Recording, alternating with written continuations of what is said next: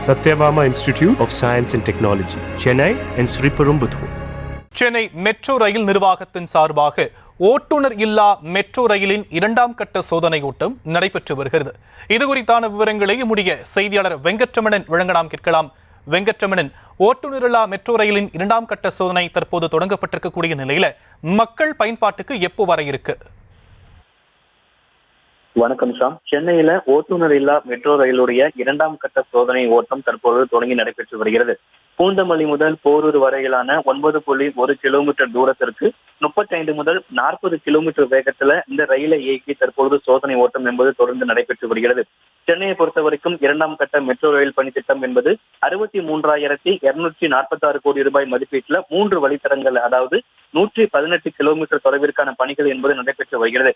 இதுல முதல் கட்டமா 26 கிலோமீட்டர் தொலைவிலான ஒரு பகுதியான பூந்தமல்லி முதல் போரூர் வரையிலான அந்த மெட்ரோ ரயில் சேவை இந்த ஆண்டு டிசம்பர் மாதம் மக்கள் பயன்பாட்டிற்கு வர இருக்கிறது. இந்த நிலையில் கடந்த மாதமே பூந்தமல்லியிலிருந்து முல்லைத்தோட்டம் வரையிலான 2.5 கிலோமீட்டர் தொலைவிற்கு 25 கிலோமீட்டர் வேகத்துல சோதனை ஓட்டம் நடைபெற்ற நிலையில தற்பொழுது 2ஆம் கட்ட சோதனை ஓட்டம் என்பது தற்பொழுது தொடங்கி நடைபெற்று வருகிறது.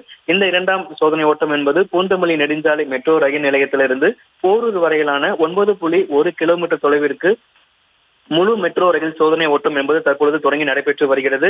கடந்த முறை 25 கிலோமீட்டர் வேகத்துல சோதனை ஓட்டம் நடைபெற்ற நிலையில் தற்போது 35 முதல் 40 கிலோமீட்டர் வேகத்துல இந்த சோதனை என்பது நடைபெற்று வருகிறது. தொடர்ச்சியாக அதற்கு அடுத்த அந்த சோதனை 3ஆம் கட்ட சோதனை ஓட்டம் என்பது தொடர்ந்து நடைபெறும் என மெட்ரோ ரயில் நிர்வாகம் தரப்பில் தெரிவிக்கப்பட்டிருக்கிறது. விவரங்களுக்கு நன்றி Venkataramanan. Satyabama Institute of Science and Technology, Chennai and Sriperumbudur.